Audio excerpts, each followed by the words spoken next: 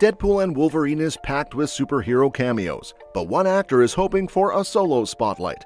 In a surprising twist among many, Channing Tatum shows up as Gambit, a part he was originally cast in but never got to play, until now. Even though he's finally living his dream, Tatum feels Gambit deserves his own movie to really shine. "I sure hope so," Tatum told Variety of a potential Gambit movie. "From your mouth to God's ears. Write it into existence, my friend, please." Tatum has been upfront about wanting a solo Marvel Studios movie, but he's still waiting for that wish to come true. "Of course I've said it. I've been saying I want it for the last 10 years. It's in Bob Iger and Kevin Feige's hands. I pray to God." Tatum has been itching to play Gambit since X-Men The Last Stand in 2006. He was set to play the character back then, but Gambit was cut from the script. For over a decade, he tried to get a Gambit spin-off off the ground, but it was scrapped with Fox, leaving him traumatized.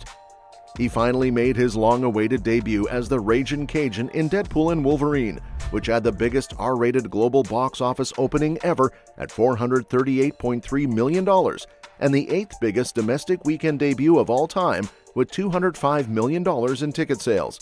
Now, the film has surpassed $1 billion at the box office and might become the highest-grossing R-rated movie ever.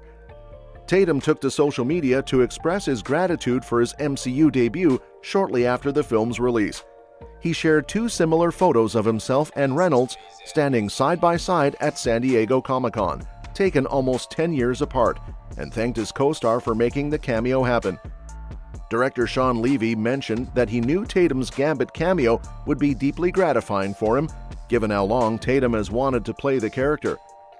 Levy, who was one of the 25 different directors who met with Channing about directing the Fox Gambit movie, was well aware of Tatum's dedication. In a recent interview with Screen Rant for his Twice, Tatum discussed his Gambit cameo. When asked about the possibility of returning as Gambit, Tatum expressed hope, mentioning he's talking to Kevin about it. He also reflected on how surreal it was to make a cameo in the film.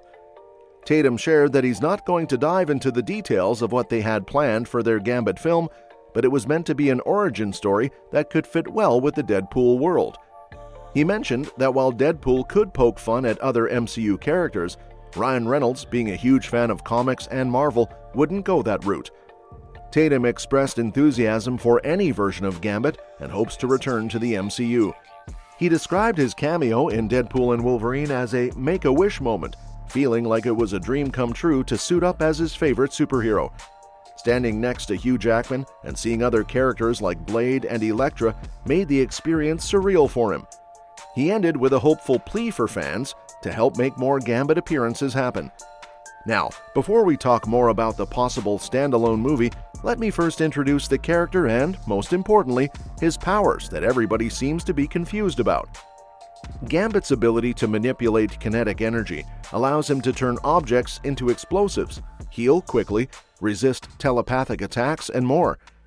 Among the X-Men, Gambit stands out as the ultimate wild card. Even when the odds are against him, Remy LeBeau manages to tip them in his favor. Known for turning playing cards into explosives, Gambit's power to control kinetic energy gives him a wide range of abilities that have helped him out of many tight spots. Whether he's working as a master thief or teaming up with the X-Men, his incredible powers are always a game-changer. Now let's dive deeper into Gambit's abilities and explore how he became one of the most formidable mutants in the Marvel Universe. First is the obvious one, kinetic energy charge. Gambit's mutant power lets him dramatically increase the kinetic energy of objects, giving them an explosive charge. This ability is especially effective on small inorganic items like his trademark playing cards, which can slice through steel when charged. In Uncanny X-Men number 277 by Chris Claremont and Jim Lee, Gambit managed to knock out Gladiator by hitting him with a full deck of cards at close range. While he can quickly charge small items in combat, larger objects take more time and energy, so charging something big, like a train, can be exhausting. Gambit can also control the intensity of the charge he places on objects, adjusting the explosion's size and detonation speed. He can turn a few playing cards into enough of an explosion to destroy a car, but he's also used his power to discreetly unlock doors. Gambit often channels kinetic energy through his bow staff to enhance its strikes or generate small shockwaves, though he doesn't use enough energy to make it explosive. He even briefly powered one of the Iron Man suits in Gambit number 13 by James Asmus and Amilcar Pinna. Beside kinetic energy, Gambit has charm and telepathic resistance.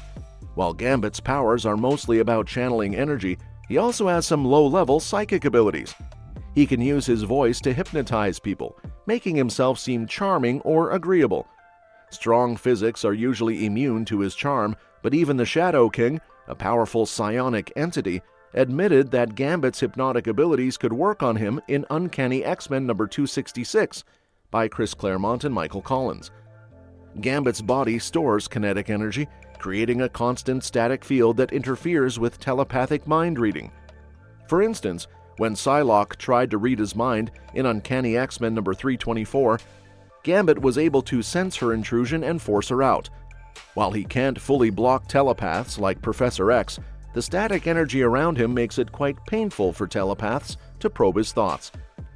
Another is a healing factor. Gambit also has some superhuman healing abilities. While not as strong as Wolverine's regeneration, his healing powers are enhanced enough to accelerate cellular growth. For example, when Gambit was possessed by the mutant Mary Purcell in Gambit Annual number 1, his powers reached a dangerously high level. Despite being impaled by Marrow's bone spike, he was able to remove it painlessly and blow it up without harm. Later, Gambit lost his vision when one of his cards exploded in his face. However, after Sage used her powers to analyze his genetic code and kickstart his abilities, Gambit quickly regained his sight in X-Men number 165. Despite these incidents, his power levels returned to normal soon after. Now that we are done with his powers and how they work, let me discuss his MCU future. Despite the positive reception of Channing Tatum's Gambit in Deadpool and Wolverine, it's unlikely that Marvel Studios will revive his cancelled solo film.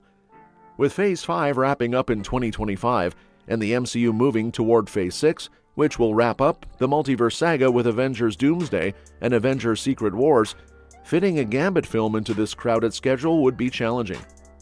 Moreover, Marvel Studios is focused on rebooting the X-Men for the MCU, which means they'll likely start fresh with new actors for major characters like Gambit. If a Gambit film were to happen, it would probably feature a younger actor rather than Tatum. However, Tatum might still make a few more appearances as Gambit before the multiverse saga concludes. With rumors that Avengers Secret Wars could lead to a soft reboot of the MCU, Phase 6 might be a good time for Tatum to suit up as Gambit one last time before the franchise gets a new direction in Phase 7. If you enjoyed this video, hit that like button and subscribe for more exciting updates on the latest movies and shows. Do you think Tatum's Gambit deserves a standalone film? Or are you excited for a new take on the character in the MCU? Drop your thoughts in the comments below.